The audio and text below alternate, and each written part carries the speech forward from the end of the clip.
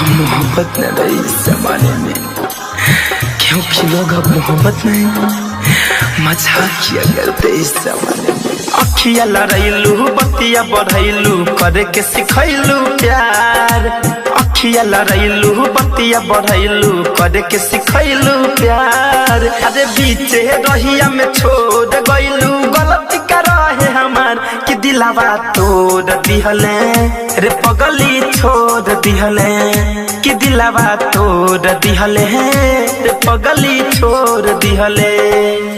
आदे अखिया लड़ैलू बतिया बढ़ैलू करे के सिखैलू प्यार, अखिया लड़ैलू बतिया बढ़ैलू करे के सिखैलू प्यार। बीचे रहिया में छोड़ गइलू गलती करे हमार कि दिलावा तोड़ दिहले रे पगली छोड़ दिहले कि दिलावा तोड़ दिहले रे पगली छोड़ दिहले। सावन रिकॉर्डिंग स्टूडियो लाल दिव्या।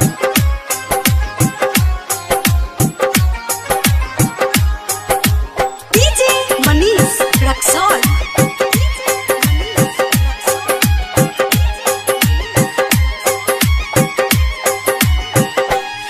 हरे पहले रहले वादा तुहरा के ना भुलाई, हरे जा हाँ पहले रहले वादा तुहरा के ना भुलाई।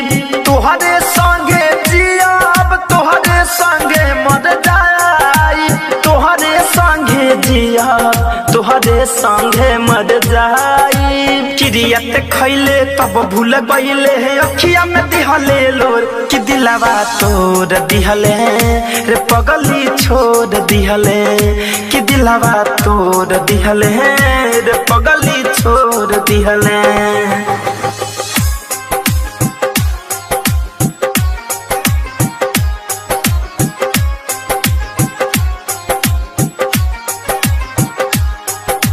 डीजे मनीष रक्सौल।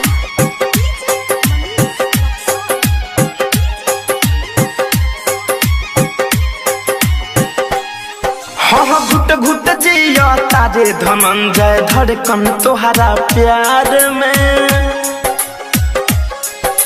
घुट घुट जिया तारे धनंजय धड़कन तोहरा प्यार में। संतोष तिवारी कहे धोखा खैबे तेहू प्यार में, विवेक सावन कहे धोखा खैबे तेहू प्यार में। ठीक नहीं कइले